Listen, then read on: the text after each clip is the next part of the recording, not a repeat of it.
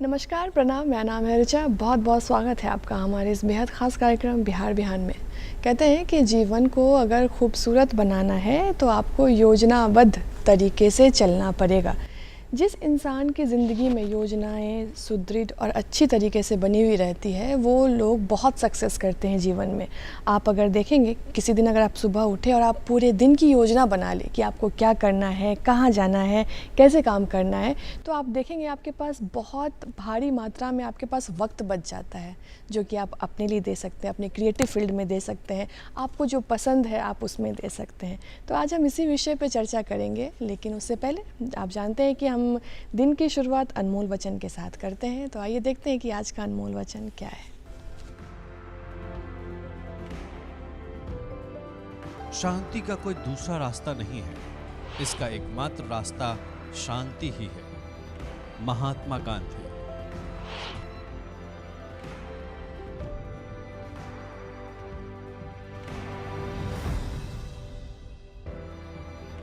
चलिए कार्यक्रम की अब शुरुआत करते हैं और हमेशा की तरह हम एक आपको ऐसे मेहमान से मिलाते हैं जिनके जीवन से आप बहुत सारी चीज़ें सीख सकते हैं, बहुत सारी प्रेरणा ले सकते हैं। आप जीवन में कठिनाइयों को कैसे पीछे करके आप आगे बढ़ सकते हैं। हमने शुरू में कहा कि योजनाबद्ध तरीके से अगर ज़िंदगी जी जाए तो ज़िंदगी बहुत आसान होती है। और आज जब हम खुद की योजना की बात करते हैं तो हम बहुत चीज़ें अकेले सोच सकते हैं, लेकिन अगर हम शहर की योजनाओं की बात करें, राज्य की योजनाओं के बारे में बात करें तो समझिए कितनी प्लानिंग होती होगी, क्या चीज़ें होती होगी। आज उसी विषय में बात करेंगे और आज इस विषय पे बात करने के लिए हमारे साथ बेहद ही ख़ास मेहमान मौजूद हैं। डॉक्टर नूरुल हक सिवानी जी, जो कि उप सचिव हैं योजना एवं विकास विभाग पटना के। सर बहुत बहुत स्वागत है आपका। सर जैसे हमने पहले मतलब शो की शुरुआत में कहा कि जब खुद की योजना बनानी पड़ती है तो भी लोग बहुत बार सोचते हैं। आपको तो इतने सारे काम हैं जो कि बहुत ही टेक्निकल है, क्रिटिकल है, लेकिन शुरू से शुरुआत करते कैसे प्रारंभिक शिक्षा हुई, कहाँ पे हुई और ऐसे इस क्षेत्र में कैसे आना हुआ? सबसे पहले आज इंटरनेशनल फ्रेंडशिप डे है और दूसरा हमारा जो हिंदू माइथोलॉजी के हिसाब से सावन का महीना चल रहा है, जो बहुत पावन महीना माना जाता है। इस पावन महीने और इंटरनेशनल फ्रेंडशिप डे पे हम सभी को बहुत बहुत बधाई देते हैं। इसके साथ अगर हम लोग अपना देखें तो हमारा जीवन जो शुरुआती जो जीवन रहा है वो गांव से रहा है। गांव में एक छोटा सा स्कूल हुआ करता था, इसे बीएमसी मकतब कहा जाता था, जो उर्दू मीडियम का स्कूल होता था। अच्छा। और हम लोग 5th तक उर्दू मीडियम से ही पढ़े हुए थे। और वहाँ पे एक स्टोरी है जो हम पहले भी बता चुके हैं दूरदर्शन के माध्यम से। वहाँ पे हमारे 2 टीचर हुआ करते थे। अच्छा। एक अली अख्तर मौली साहब हम लोग उनको बोलते थे, जो उर्दू मीडियम से ही थे, और एक पंडित जी थे जिनका नाम अभी भी हमको मालूम नहीं है। उनको पंडित जी से ही हम लोग जानते थे। अच्छी चीज़ें ये थी कि हमारा स्कूल उर्दू मीडियम था और हम सारे बच्चे, मैक्सिमम बच्चे जो थे उर्दू मीडियम से ही पढ़ने वाले थे। पंडित जी उर्दू नहीं जानते थे, लेकिन होता क्या था कि जब मौली साहब छुट्टी पे चले जाते थे तो हम लोगों का जो भी पढ़ाई थी वो लगभग ठप हो जाता था, मतलब रुक सा जाता था। तो हम लोगों की पढ़ाई रुके नहीं, इसके लिए एक सबसे बड़ी अगर देखा जाए आज के लिए, और हमको लगता है कि इसका अनुकरण सबको करना चाहिए, तो पंडित जी मौली साहब से उर्दू सीख लिए ताकि बच्चों को डिस्टर्ब नहीं हो, और हम लोग को उर्दू पढ़ाया करते थे। क्या बात है। ये मतलब मेरे लिए एक बहुत इंस्पायरिंग रहा है, और हमेशा हमको लगता है कि आदमी कोशिश करे तो कुछ भी कर सकता है। बस एक पॉजिटिव थिंकिंग होनी चाहिए लोगों में जी। अच्छे कुछ करने के लिए। तो मैंने 5th तक वहाँ से पढ़ा। 5th के बाद 5वीं तक स्कूल ही था। तो वहाँ पे एक तरह से कहा जाए तो मैं अच्छा स्टूडेंट था, मतलब 1st 2nd रैंक पे रहता था। लेकिन वहाँ के बाद जब हाई स्कूल गया तो हाई स्कूल, अब तो लगभग हर पंचायत में हाई स्कूल हो गया है। पहले कम से कम 10 किलोमीटर के रेडियस में हाई स्कूल हुआ करता था, वो आपको भी शायद पता ही होगा। तो वहाँ पे जाने के बाद आदमी विलुप्त हो गया, मतलब पता ही नहीं चला कि हम भी कहीं पे हैं। लेकिन फिर 10th में जाने के बाद 10th में मेरा परफॉर्मेंस ठीक रहा, मतलब स्कूल में 4th टॉपर थे। और उसके बाद हमको लगा कि नहीं, कुछ किया जा सकता है, मतलब कुछ ठीक है। फिर मैंने प्रयास किया पहले AMU एडमिशन लेने का अलीगढ़ मुस्लिम यूनिवर्सिटी में, परंतु किसी कारण से एडमिशन वहाँ नहीं हो पाया। फिर मेरे एक कज़िन थे जो JNU में पढ़ते थे उस वक्त, तो मैं वहाँ से मूव कर गया, दिल्ली चला गया। तो दिल्ली में अगर देखा जाए तो 91 में मैं कंप्यूटर कोर्स में एडमिशन लिया था। और मैं उस वक्त के बारे में बताऊं तो मैं जब गांव में आया और गांव में लोगों को बताया कि लोगों का तो एक रहता ही है जागरूकता कि आप वहाँ पे क्या कर रहे हैं, तो मैंने बताया कि मैं कंप्यूटर कोर्स कर रहा हूँ। तो गांव में लोग कंप्यूटर सुने भी नहीं थे। एक हमारे भाई हैं, कज़िन हैं, जो एडवोकेट हैं, तो उनका कहना था कि नहीं हम सुने हैं लेकिन देखे नहीं हैं। अच्छा। तो उस वक्त मैंने कंप्यूटर कोर्स किया। कंप्यूटर कोर्स करने के बाद फिर +2 में मैंने वहीं पे एडमिशन लिया, जो कज़िन मेरे थे JNU में, उन्हीं के द्वारा। तो government boys senior secondary school एक सरोजनी नगर में है, वहाँ पे एडमिशन मेरी हुई। तो एक तो हम लोग यहाँ पहले उर्दू मीडियम 5th, फिर से उसके बाद हिंदी मीडियम 10th, और उसके बाद 11th में जाके इंग्लिश मीडियम हो गया। तो ये सारी कठिनाइयाँ जो रही कि उर्दू से आपको हिंदी में शिफ्ट करना और हिंदी से फिर इंग्लिश में शिफ्ट करना। तो इंग्लिश में शिफ्ट करना तो बहुत टफ हो जाता था। तो वहाँ पे ISC में मेरा कोशिश यही रहता था कि बहुत ज़्यादा फ्लुएंसी तो था नहीं कि हम इंग्लिश बहुत फ्लुएंटली बोल सकें या लिख सकें। तो उसमें बहुत ज़्यादा रटना वगैरह भी पड़ा कि रट के आदमी जाता था, एग्ज़ाम देता था और दे के आता था। और दूसरा एक वहाँ पे दिक्कतें ये भी आई, जब हम लोग बिहार में पढ़ते थे तो पहले ड्रेस सिस्टम नहीं था, ड्रेस हम लोग कोई भी पहन के चले जाते थे।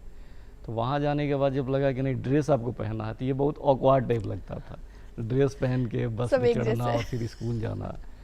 और एक और टिपिकल चीज़ है जो कि बहुत अच्छा तो नहीं लगेगा शायद, टाई मैंने कभी लगाया नहीं। अच्छा। और स्कूल में कंपलसरी टाई था लगाना, लेकिन फिर भी अब जो भी कहिए मैं बहुत दिन तक ऐसे ही टालता रहा, टाई नहीं लगाता था, ऐसे करके निकल जाता। उसमें कोई टीचर था जो बाद में उसको लगा कि ये बच्चा टाई नहीं लगाता है तो उसके लिए 1-2 बार पनिशमेंट भी मिली और फिर बाद में। तो ये सारी कठिनाइयाँ तो थी ही जी।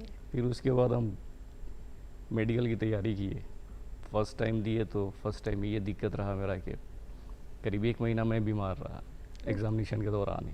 तो एग्ज़ामिनेशन तो बहुत अच्छा नहीं दे पाया और 1 महीना लगातार फीवर था मेरा। फीवर के बाद तो फिर दोबारा गया एग्ज़ाम की तैयारी करने के लिए, लेकिन फिर दोबारा गया तो फिर फीवर हो गया। तो उसके बाद हमने ये कर दिया कि नहीं अब मेडिकल वगैरह नहीं देना है। और फिर उसके बाद ये पता नहीं चल पा रहा था कि आखिर अब मेडिकल नहीं देना है तो करना क्या है। कुछ तो अपना वे आउट तो चाहिए ही, कुछ तो प्लान चाहिए जो आप योजना भी बताई। तो फिर हमको लगा कि JNU में जाया जा सकता है। तो मैं JNU के लिए प्रयास किया, लेकिन JNU ही एक सिंगल हमको ऑप्शन दिख रहा था कि यहाँ पे अगर नहीं जाएंगे तो फिर परेशानी बढ़ेगी, फिर जाएंगे का। तो JNU के एंट्रेंस के लिए मैंने तैयारी किया और शायद ये भी कहिए कि शायद जब आदमी लगता है ना कि यहाँ पे अगर आप हैं तो आपका वजूद बचेगा, नहीं तो आपका वजूद खतरे में है। जी। तो मेरी तैयारी इतनी अच्छी थी कि मैं टॉप कर गया था उसमें। सर ये क्षेत्र जो योजनाओं का जो क्षेत्र है ये काफ़ी एक तो कहे कि बहुत प्रैक्टिकल है, ज़मीनी स्तर पे काम करना, ज़मीनी स्तर पे सुझाव लेना। तो इस क्षेत्र में जब आपका आना हुआ तो क्या क्या चुनौती और ये क्षेत्र कैसे काम करता है, पहले इसके बारे में बताएं। एक तो योजनाएं जो बनती हैं, योजनाएं अलग अलग डिपार्टमेंट बनाता है अपना। हमारा जो है एक तो पाइवोटल रोल हमारा योजना एवं विकास विभाग प्ले करता ही है। अब जैसे बिल्डिंग कंस्ट्रक्शन डिपार्टमेंट भी है तो वो अलग अपना बिल्डिंग्स वगैरह से रिलेटेड बनाता है। रोड कंस्ट्रक्शन डिपार्टमेंट हो जाता है, नगर विकास हो जाता है। तो ये सारी अपनी अपनी योजनाएं बनाती हैं और ख़ासकर मेजर जो भी योजनाएं होता है वो जनरली प्लानिंग एंड डेवलपमेंट के थ्रू कराया जाता है उसको। और जो भी कैबिनेट से पास वगैरह कराना होता है या अप्रूवल लेना होता है वो सारी चीज़ें तो होती ही हैं। और हर विभाग को अपना एक विंग होता है जो टेक्निकल विंग होता है। जैसे हमारे यहाँ चीफ़ इंजीनियर हुआ करते हैं, तो चीफ़ इंजीनियर के अधीन अगर हम देखेंगे तो हमारा यहाँ 57 डिवीज़न हो जाता है पूरे बिहार में। और हम लोगों का जो डिपार्टमेंट काम करता है वो MP और MLA फंड पे ही मैक्सिमम काम करता है, जो मुख्यमंत्री क्षेत्र विकास योजना भी कहते हैं, जो MLA फंड होता है, और MP लैड्स जो होता है। तो जो भी जिला में जो कार्यकारिणी समिति होती है उसमें योजनाएं MP और MLA के द्वारा दी जाती हैं, वहाँ पे अप्रूवल होता है। अप्रूवल होने के बाद फिर हमारे यहाँ आता है, यहाँ से अलॉटमेंट वगैरह जाता है और उस पर कार्यान्वयन किया जाता है। तो मैक्सिमम काम जो डेवलपमेंट का होता है वो हमारा जो विंग है टेक्निकल विंग, उसके माध्यम से कराया जाता है। अच्छा, क्या क्या सबसे आपको परेशानी क्या लगती है जब आप ये इस काम में रहते हैं? तो हालांकि इस काम में तो थोड़ा सा कभी कभी चैलेंजेस तो आते हैं। आप कहीं देखिएगा तो कोई योजना आपका है, जैसे पंचायत सरकार भवन हमारी डिपार्टमेंट अभी कर रही है, कहीं पे है कि गए हम लोग कोई स्थल का चयन कर लिए, स्थल का चयन हो गया, सारा चीज़ हो गया, मेजरमेंट हो गया, वहाँ पे जब लेआउट करने गया तो कोई आया बोला कि नहीं ये हमारा डॉक्यूमेंट है, ये हमारा लैंड है, ये गवर्नमेंट लैंड है। तो इस तरह की कुछ कुछ परेशानियाँ आती हैं जिसमें बहुत बार और अधिकांशतः गांव में देखा जाता है इस तरह की जो परेशानियां जी। हैं, तो कैसे फिर हैंडल तो हैंडल यही किया जाता है कि उसका पेपर देखा जाता है, अच्छा। क्या है नहीं है, इसलिए कि उसका रिकॉर्ड तो सारा रहता ही है जिला में। अगर जी। लगता है कि नहीं सही में इनका है तो फिर उस पर आदमी कंसीडर करता है, नहीं है तो फिर अपना काम करवाते हैं। अच्छा सर, कोई भी जो योजनाएं बनती है, चाहे किसी भी तरीके की योजना है, तो क्या प्रक्रिया है उस योजना की, किस तरीके से वो योजना किस बेसिस पे तैयार किया जाता है? योजनाएं तो जनरली दिया ही जाता है। जैसे मान लीजिए नगर विकास कोई अगर हम ले लें, तो जो भी हमारा वार्ड पार्षद होते हैं, वार्ड पार्षद के द्वारा योजनाएं दी जाती हैं। योजनाएं को फिर हम लोग एक तरह से कहिए तो सशक्त स्थायी समिति में जाता है, फिर हमारा जो भी बोर्ड का मीटिंग होता है उसमें जाता है, वहाँ से अप्रूव होता है, और उसमें प्रायोरिटी वाइज जो भी हमारा अलॉटमेंट रहता है, अलॉटमेंट को देखते हुए प्रशासनिक स्वीकृति दी जाती है और प्रायोरिटी वाइज उसको संचालित किया जाता है, मतलब उसको बनवाया जाता है। अच्छा। तो इसलिए कि योजनाएं तो काफ़ी ले ली जाती हैं। बहुत बार देखिएगा तो 10 योजनाएं ले ली गई, जो 10 योजनाएं मान लीजिए थोड़ी देर के लिए 10 करोड़ की है और आपके पास अलॉटमेंट मुश्किल से 2 करोड़ ही है, तो आपको उसी हिसाब से करना पड़ता है कि प्रायोरिटी में कौन पहले करना है कौन बाद में करना है। अच्छा। और कुछ कुछ समाज में है तो परेशानियाँ तो आती ही हैं कोई भी योजना धरातल पर लाने में। जी। जैसे लोगों का जो है ना, लोगों का कुछ कंस्ट्रक्टिव लोग होते हैं, कुछ डिस्ट्रक्टिव लोग होते जी। हैं। कुछ लोगों को काम देखने में अच्छा लगता है, काम हो रहा है तो ये अच्छा चीज़ है, कुछ लोगों को लगता है कि ये क्या हो रहा है। हाँ तो बिल्कुल। सबका अपना अपना इंटरेस्ट हो जाता है। हाँ, तो जिस तरह से ग्रामीण और शहरी योजनाओं के बीच मतलब जो है दोनों में अलग अलग परिस्थितियाँ आती है, अलग अलग परेशानियाँ आती है, तो कैसे संतुलन इसमें संतुलन तो उसमें एडमिनिस्ट्रेटिव पार्ट ही मेन हो जाता है। जो भी हमारा एडमिनिस्ट्रेटिव पार्ट है तो उनसे मिलना, मीटिंग करना, और मीटिंग से ही मुश्किल से मतलब कोशिश यही किया जाता है कि मीटिंग करके उसको हल किया जा सके।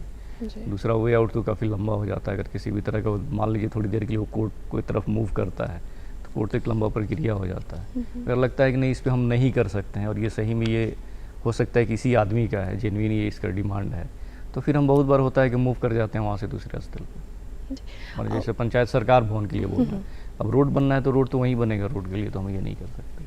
तो इसमें सर डेटा जो आजकल है तो वो इकट्ठा करके या किस तरीके से आप लोग ये करते हैं, डेटा का क्या कितना महत्व है किसी भी योजना को बनाने में? डेटा का महत्व तो है ही। डेटा हमको कम से कम, जैसे मान लीजिए हम जो भी सर्वे करवाते हैं तो किस जगह की क्या ज़रूरत है, अगर आपके सामने वो नहीं रहेगा तो आप योजना नहीं बना पाएंगे। थोड़ी देर के लिए मान लीजिए यहाँ पे इस बिल्डिंग की ज़रूरत है, ठीक है, और किसी दूसरे जगह ज़रूरत नहीं है, तो बिल्डिंग तो यहीं बनना चाहिए। आप कहीं ले जाके दूसरी जगह बना दीजिएगा तो ये यूजलेस हो जाएगा। तो ये तो चाहिए ही चाहिए कि मतलब हमारा एक ये रहे कि हम लोग कहाँ कौन सा चीज़ बनाएं जिससे पब्लिक को फ़ायदा हो मैक्सिमम। और जब आप सर इस क्षेत्र में आए तो अक्सर देखा जाता है कि बहुत सारे बच्चे भी जो हैं आजकल स्टडी का पैटर्न भी बहुत बदल गया है। लोग मतलब बहुत ज़्यादा डाइवर्जन हो गया है बच्चों के दिमाग में, तो मतलब कैसे वो संतुलन रखे और किस तरीके से मतलब तैयारियां करें? एक तो बच्चों को होना चाहिए कि पहले वो अपना टारगेट तय करे कि उसको करना है क्या है। थोड़ी देर के लिए बहुत बार कन्फ्यूज़न ये भी होता है कि माँ बाप का सोच कुछ अलग रहता है, बच्चे का सोच कुछ अलग रहता है, और हमको लगता है कि जो आपको जिसमें आपका इंटरेस्ट हो अगर उसको करते हैं तो बहुत बार आपको याद होगा 3 इडियट्स में भी एक चीज़ आमिर खान के द्वारा बोला गया है कि अगर आपका इंटरेस्ट है तो फिर वो आपका काम नहीं बल्कि खेल समझ में आता है, खेल लगता है, तो खेल के रूप में आप बहुत कुछ कर जाते हैं। तो जो इंटरेस्ट हो उसी फील्ड में जाना चाहिए बच्चों को। लेकिन ये है कि टारगेट एक होना चाहिए कि इसका फाइनल हमारा अचीव हम क्या करेंगे, हमारा गोल क्या है, तो ये इसको देखते हुए करना चाहिए। और बच्चों में एक चीज़ और है, मेरा एक सजेशन है, जो भी लगातार एग्जामिनेशन तो बच्चे दे ही रहे हैं, रिक्रूटमेंट तो आता ही है। इसमें दिल्ली में हम सोशोलॉजी का कोचिंग किया करते थे, वहाँ पे एक उपेंद्र गौर टीचर थे, काफ़ी अच्छे मतलब रिनोन्ड टीचर हैं। उनका एक चीज़ रहता था जो कि हम बच्चों को बताते भी हैं, उनका एक चीज़ हमेशा रहता था कि जब भी आप कोई भी एग्ज़ाम लिखिए, खासकर रिटन, तो उसमें आपको क्वेश्चन को बार बार देखना चाहिए। बहुत बार होता है क्या है कि जब आप क्वेश्चन लिखना शुरू करते हैं और कुछ क्वेश्चन लिखने के फ्लो में आप भूल जाते हैं कि क्वेश्चन क्या है और आप कुछ और लिख के चले आते हैं और आप एकदम फुल्ली सेटिस्फाई रहते हैं कि आपका एग्ज़ामिनेशन बहुत अच्छा गया है। लेकिन जब रिज़ल्ट आता है तो कुछ और दिखता है जी। जो आपको समझ में नहीं आ पाता है। तो एक हम अगर एग्जांपल भी देना चाहेंगे, एक हमदर्द स्टडी सर्किल है जो दिल्ली में ही है, यूपीएससी का कोचिंग वगैरह कराते थे। तो एक मेरा फ्रेंड था जिसका नाम शहबाज था, पता नहीं सुन रहा हो या नहीं। तो वो भी जाके वहाँ पे एग्ज़ाम दिया। एग्ज़ाम देने के बाद आया, बताया कि बहुत अच्छा गया है, लेकिन जब सिलेक्शन लिस्ट आया तो उसका नाम उसमें नहीं था। तो वहाँ पे हामिद साहब डायरेक्टर हुआ करते थे। तो ये लड़का वहाँ जाके मिला उनसे, तो उनसे बोला कि हम काफ़ी अच्छा लिखे हुए थे, मेरा सिलेक्शन नहीं हुआ। तो उनका एक स्टेटमेंट था कि आप अगर चाइना का टिकट लेंगे तो आप चाइना ही जाएंगे ना, जापान तो जाएंगे नहीं। तो आप अपना कोई पेपर देखिए, पूछा क्या गया है और आप लिखे क्या है। तो लिखने पे सबको फोकस करना चाहिए और क्वेश्चन को बार बार देखना चाहिए जी। ताकि आप डिविएट नहीं हो क्वेश्चन। और ऐसे पहले के मतलब अगर पहले लोग जो पढ़ाई करते थे तो बहुत सारे गैजेट्स भी आसपास नहीं होते थे और वो किताबों को पलट के और फिर वहाँ से ज्ञान प्राप्त करते थे। आजकल गूगल का ज़माना है, मतलब लोग ज़्यादा कम किताब पढ़ना चाहते जो बच्चे। तो इस विषय में क्या आप क्या कहना चाहेंगे? हालांकि एक तरह से देखा जाए तो ये गलत ट्रेंड भी है। जी। ठीक है, फॉर शॉर्ट टाइम के लिए तो आपको होता है कि तुरंत आपके टिप पे है, कुछ भी जानना हो तो आप कर लेते हैं, लेकिन आपकी मेमोरी में नहीं रहता है वो। आज की डेट में अगर देखेंगे तो किसी का मोबाइल नंबर पूछा जाए तो किसी को याद नहीं रहता है। नहीं। तो ये हमको लगता है कि ये अच्छी चीज़ें नहीं है। जी। माने जो याद करने की जो सलाहियत है वो शायद बहुत घट गई है। उसको लगता है कि मोबाइल है मेरे पास, इसमें हम डालेंगे हमारे सामने आ जाएगा, और उसके हिसाब से कुछ भी याद नहीं तो रहता। कुछ भी याद नहीं रहता। तो एक जो पढ़ने का होता था कि एक ही बुक को हम लोग उठाते थे और बार बार पढ़ते थे जी। उसको, तो शायद पूरी तरह से मेमोराइज हो जाता था। और बहुत बार देखिएगा कि अगर कोई रेफरेंस में कुछ पूछना चाहता है तो आदमी बुक पलटता था और दिखाता था देखो यहाँ पे, और उस पर शायद ज़्यादा विश्वास रहता था, बशर्ते कि जो भी हमारा गूगल और ये सब जो भी है, हालांकि ये भी ऑथेंटिक है, इस पर डाउट नहीं किया सकता, लेकिन फिर भी बहुत बार होता है कि बहुत बार मिसलीड हो जाता है आदमी इसमें। जैसे बिहार में भी है, सिविल सर्विसेज की जो तैयारियां होती है वो काफ़ी मतलब एक हाइप भी है कि हर एक माँ बाप चाहते हैं कि उसके बच्चे बने। लेकिन अक्सर आपने या फिर अक्सर लोगों ने ये बात सुनी है कि पढ़ाई तो घर में भी हो जाती है। इस योजना मतलब ऐसी योजनाएं जो हैं अक्सर इसमें बच्चे फेल हो जाते हैं, बहुत सारी जगहों पे ऐसा देखा गया है। तो इस विषय में क्या कहना चाहेंगे? जब आपने तैयारी की तो क्या घर से निकल के आपने किया फिर घर? इसमें मैं अपना ही अनुभव बताता हूँ। जी। मैंने मैट्रिक किया, तो मैट्रिक करने के बाद मेरे बड़े भाई हैं, तो उनका था कि अलीगढ़ मुस्लिम यूनिवर्सिटी वगैरह एडमिशन दिलाया जाए या दिल्ली वगैरह कहीं दिलवाया जाए। तो मेरे फादर रेलवे एम्प्लॉई थे, आसनसोल में पोस्टेड थे। जी। तो वहाँ पे भी हम लोग जाते थे, वहाँ रहते भी थे। तो वहाँ पे एक और मेरे बड़े अब्बू रिश्ते में थे, तो उनका बार बार यही कहना होता था कि पढ़ने वाला तो कहीं भी पढ़ लेगा, सिवान भी रह के पढ़ सकता है, छपरा भी रह के पढ़ सकता है, तो फिर दिल्ली क्यों जाएगा ये। लेकिन दिल्ली जाने से बहुत फ़र्क समझ में आया हमको। वहाँ पे एडमिशन लेने के बाद हम JNU में ही रहा करते थे, जो भी हमारे कज़िन थे वहाँ पे। तो 91-92 में UPSC कर गए थे, IRTS में है अभी। तो उनके साथ में हम रहते थे, तो उनको देखते थे कि वो पूरी रात पढ़ते थे। और एक बार हमको याद है कि जनरली गांव से निकल के गए थे तो 10 बजे तक अगर जग गए तो बहुत हो गया। जी। एक बार हमको याद है कि हमने 1 बजे रात तक पढ़ा था। उस दिन हम इतना खुश थे कि बता नहीं सकते कि हम 1 बजे रात तक पढ़ सकते हैं। दूसरी चीज़ वहाँ पे देखने को ये मिला, फिर जैसे मेरा आपको बताया कि मेडिकल में मेरा हुआ नहीं, तो फिर सोचे कि क्या करना चाहिए, तो फिर मैं JNU में मूव कर गया।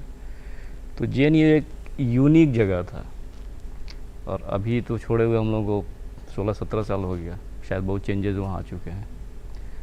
तो वहाँ पे देखने को मिलता था कि जैसे एक बार कल्चरल नाइट वगैरह होता है हम हॉस्टल का, किसी लड़के को हम देखे कि वो ऐसे ही बटन वगैरह अपना पूरा खोल के ऐसे ही डांस कर रहा हो। तो एक लड़के से हम बोले कि यार ऐसे ऐसे लोग भी हैं क्या JNU में। तो पता चला कि UPSC उस वक्त उसका हुआ था, मैंने ऑलरेडी सिलेक्टेड था वो। फिर दूसरी बार मैंने 2 इंसिडेंट हम बताना चाह रहे हैं कि फ़र्क कैसे होता है। दूसरी बार हम देखे कि एक लड़का है जो कॉमन रूम हुआ करता था, TV रूम, जब जाते थे हम उसी में बैठे हुए देखते थे उसको, हमेशा वहीं बैठा रहता था। तो फिर मेरा कमेंट वही था कि यार ये कैसे कैसे लोग हैं कि यहाँ TV रूम में हमेशा ही बैठा रहता है।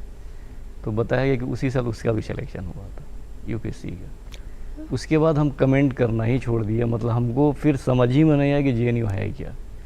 और हमको लगा कि यार मैंने जिसको देखिए जब रिज़ल्ट आता था तो लगता था इसका हो गया, इसका हो गया, इसका हो गया। तो लगा कि जब इस सबका इन लोगों का भी हो सकता है तो मेरा क्यों नहीं हो सकता। तो उसके बाद से एक मतलब इंस्पिरेशन मिला, हमको लगा कि हम लोगों को एफर्ट लगाना चाहिए। जी। कोशिश किया, आदमी फिर इधर आ गया। वही होता है सर, एक टाइम पे आके लोग मतलब छोड़ देते, उम्मीद भी छोड़ देते हैं, या फिर वो अक्सर ऐसे लोगों को देखते हैं कि उनको लगता है कि यार ये तो ज़्यादा पढ़ रहा है, हम तो कम पढ़ रहे हैं, या फिर वो कम पढ़ रहा है, हम तो ज़्यादा पढ़ रहे हैं, होगा कि नहीं। वो जो एक अंडर कॉन्फिडेंस वाली चीज़ें हो जाती हैं, तो कहीं ना कहीं वो लोगों को पीछे कर देती ये नहीं होना चाहिए हैं। जी। जो एक तो कॉन्फिडेंस अपने आप पे होना चाहिए कि हम कर सकते हैं, और हमेशा ये सोचना चाहिए कि हम कर सकते हैं। और आप अगर पॉजिटिव थिंकिंग के साथ बढ़ेंगे तो ज़रूर करेंगे। दूसरी चीज़ें होती हैं कि जैसे आप यूपीएससी का ही तैयारी करते हैं, तो अगर यूपीएससी नहीं होता तो कुछ ना कुछ लाइफ में तो अच्छा कर ही जाते हैं। ये भी 3 इडियट्स का ही एक, जी जी जी, उसमें उसी का एक डायलॉग है कि कुछ ना कुछ अच्छा तो कर ही जाएंगे। तो अगर आप सही से और ईमानदारी से पढ़ रहे हैं तो ठीक है। आप जिस चीज़ के लिए पढ़ रहे हैं, हो सकता है कि वो बहुत बार होता है कि आपका लक भी एक चीज़ होता है कि हो सकता है कि आपका किस्मत साथ नहीं दे और आप नहीं कर पाए, लेकिन वो कहीं ना कहीं जाके आपको पे करता है। जैसे हम लोग भी यूपीएससी की तैयारी की है, और एक तरह से बताएं तो 3 अटेम्प्ट देने के बाद हम भी छोड़ दिए थे, यूपीएससी दिए, उसके बाद फिर ये कर दिए कि नहीं अब नहीं देना है। फिर मैंने बल्कि ट्रिपल एमए मैंने किया है, मतलब सोशोलॉजी में है, पर्शियन में है, फिर एचआरएम किए। और एचआरएम के बाद मैंने कनाडा वगैरह के लिए अप्लाई करने लगा। हम सोचे कनाडा वगैरह निकल जाते हैं, वहीं पे फिर अपना जो भी होगा लाइफ सेटल होगा।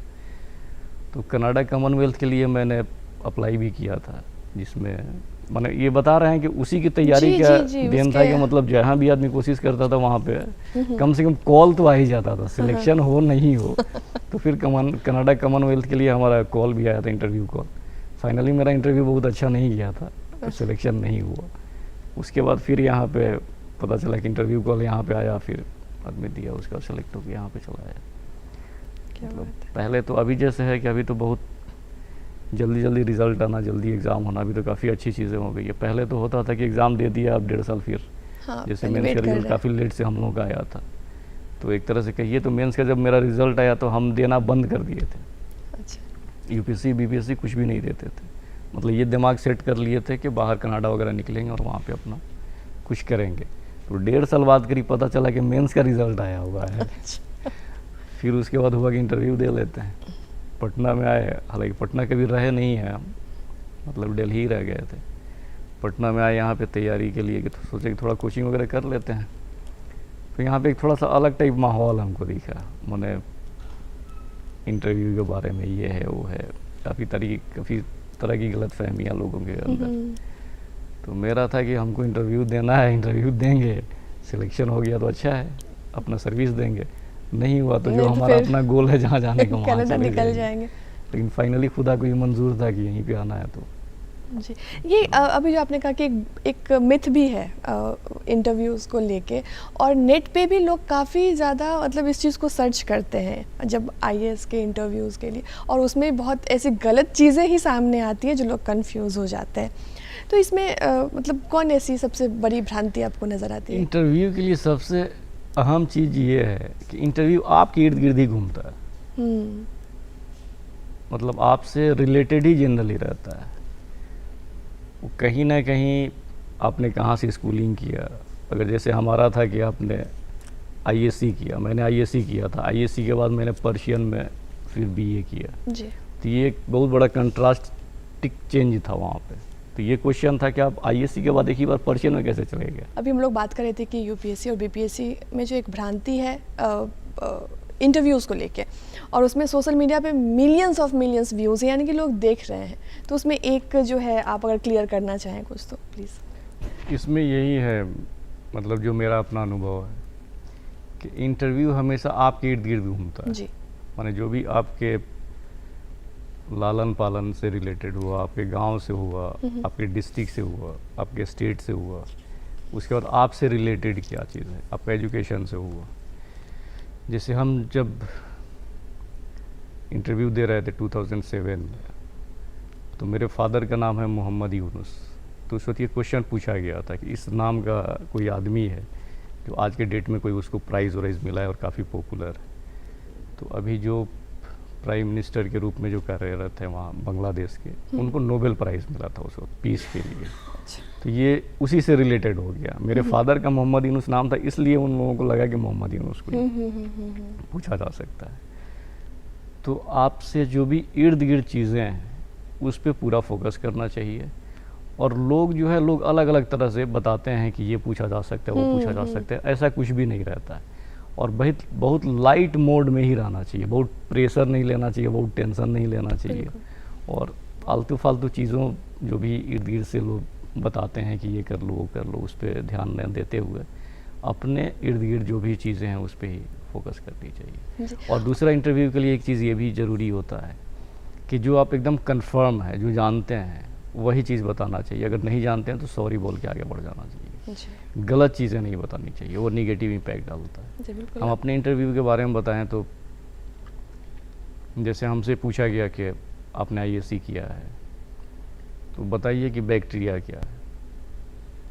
तो मैंने बताया कि बैक्टीरिया प्लांट है, लेकिन कैसे है ये हमको पता नहीं है अभी। इसलिए कि हमको उसके आगे पूछा ही जाता कि बैक्टीरिया अगर प्लांट है तो कैसे है।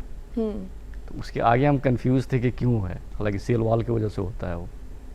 तो हम उसके आगे यही मतलब अपने ही से काट दिए कि बैक्टीरिया प्लांट है, लेकिन कैसे है ये हम कंफर्म नहीं है। सही बात। अपने आप को जानना आपको बहुत आगे तक ले जाता है कि आपको क्या पता है क्या नहीं पता है। सर, आज अंतर्राष्ट्रीय फ्रेंडशिप डे भी है और आपने कहा भी कि मित्रों का ना जीवन में बहुत बड़ा योगदान होता है। तो आप कुछ ऐसा साझा करना चाहे तो?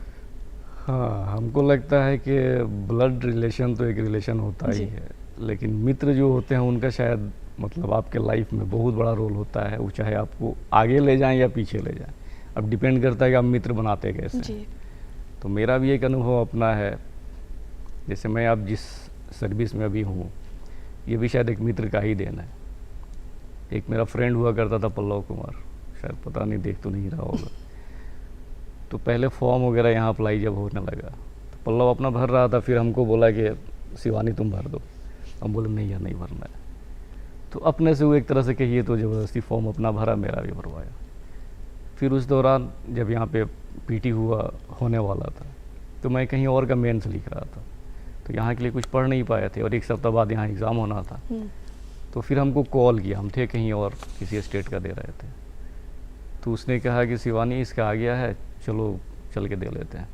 तो हम बोले नहीं यार, हम नहीं जाएंगे। तो उसका रोल यही रहा कि वो अपना टिकट कराया और ज़बरदस्ती मेरा भी टिकट करवाया और हमको लेके आया कि चलो पटना में घूम के चले आएंगे। ठीक है, चलो तुम्हारा अच्छा एग्ज़ाम नहीं होगा, ऐसे ही चलते हैं, घूम के चले आएंगे। वो हमको लेके आया, साइंस कॉलेज में मेरा सेंटर था PT का। अब फॉर्चुनेटली कहिए तो एग्ज़ाम दिए, PT हो गया, मेंस हुआ और फिर फाइनली सर्विस में हम आ गए। तो ये उसी का देन एक तरह से कहा जाए तो फ्रेंड का बहुत बड़ा रोल हो जाता है जी। और वो मतलब और परिवार अच्छे दोस्त जैसे बहुत कम मिलते हैं, तो इंसान को कोशिश करनी चाहिए कि अच्छे दोस्तों को ना खोया जाए जी। और ये होना भी चाहिए कि जब एक बार आपकी मित्रता गहरी हो गई तो वो लंबे समय तक रह जाती है, शायद ज़िंदगी भर रह जाती है। सर, अगर आपके प्रोफाइल की बात करें, आप जिस क्षेत्र में हैं अभी, तो उसमें एक है कि अक्सर देखा गया है कि ग्रामीण और शहरी योजना के बीच का जो संतुलन है उसको कैसे मतलब बरकरार रखते हैं आप? इसमें तो अलग अलग योजनाएं हो जाती हैं। जैसे आपको अभी हम बताएं कि अलग अलग डिपार्टमेंट है जो करता है। जैसे बिल्डिंग डिपार्टमेंट अपना करता है, या रोड डिपार्टमेंट करता है, या नगर विकास करता है, फिर से ये हमारा योजना विकास वगैरह डिपार्टमेंट करता है। तो योजना विकास का तो हो जाता है कि MP और MLA फंड हो जाता है। तो इसमें फ़ायदा ये होता है कि नगर विकास जो है वो नगर के लिए कर सकता है, ग्रामीण विकास जो है ग्रामीण के लिए कर सकता है। लेकिन हमारे यहाँ से जो योजनाएं होती हैं, ये फ़ायदा ये होता है कि उसका क्षेत्र तो सारा आ जाता है, नगर क्षेत्र भी आ जाता है और ग्रामीण क्षेत्र भी आ जाता है, तो कहीं भी योजना दे सकता है। अच्छा। तो ये संतुलन बनाने में, जैसे मान लीजिए नगर क्षेत्र में अगर कहीं रोड की ज़रूरत है तो MLA फंड से, MP फंड से बन सकता है, ग्रामीण में ज़रूरत है तो ग्रामीण में बन सकता है। तो ये हमारा जो डिपार्टमेंट है ये एक संतुलन करने में बहुत बड़ा रोल प्ले करता है दोनों के बीच। और जब संतुलन की बात आती है तो सर एक अंतिम सवाल लेंगे कि सामाजिक कार्यकर्ताओं की क्या भूमिका होती है किसी भी योजना को बनाने में? हालांकि सामाजिक कार्यकर्ताओं की तो बहुत बड़ी भूमिका हो जाती है। ऐसे सही से देखा जाए तो जो भी एक सोशल सर्वे कहा जाता है, बल्कि वो अक्सर जो भी, जैसे मान लीजिए कोई भी NHE हम कहीं से निकाल रहे हैं तो उसका सोशल सर्वे करवाते हैं। सोशल सर्वे का मतलब होता है कि समाज पे क्या असर पड़ेगा, उसको हम बना रहे हैं अगर उस रोड को, तो उस रोड से समाज को क्या फ़ायदा होगा, क्या नुकसान होगा। हो सकता है कि जिस रोड से, जिस तरफ से हम उसको लेके जा रहे हैं, बहुत सारी घर तोड़ना पड़े या बहुत सारी चीज़ें हों, या उससे फ़ायदा नुकसान ये देखते हुए हम लोग उसको करते हैं। और दूसरा चीज़ है कि जो भी मीटिंग है, बहुत सारी जिला में कमेटी गठित रहती हैं, जिसमें सोशल कार्यकर्ता भी उसके मेंबर्स हुआ करते हैं और उनसे सजेशन लिया जाता है, सजेशन लेके कार्यान्वयन किया जाता है। उनके सजेशन के हिसाब से भी बहुत चीज़ें अपनाई जाती हैं। सर, आज बहुत सारी ऐसी बातें हुई जो कि आपसे आजकल के जो जनरेशन है वो भी सीख सकते हैं और प्रेरणा भी ले सकते हैं। सर, चलते चलते क्या कुछ संदेश देना चाहेंगे हमारे दर्शकों को आज? आज का यही है कि इंटरनेशनल फ्रेंडशिप डे है।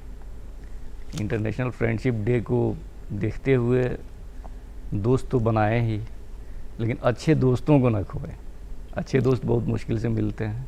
दूसरा है कि ये हमारा जो महीना जो चल रहा है हिंदू माइथोलॉजी के हिसाब से, तो ये बहुत पावन मंथ है। तो इसमें जो भी आप स्पिरिचुअली कर सकते हैं जी।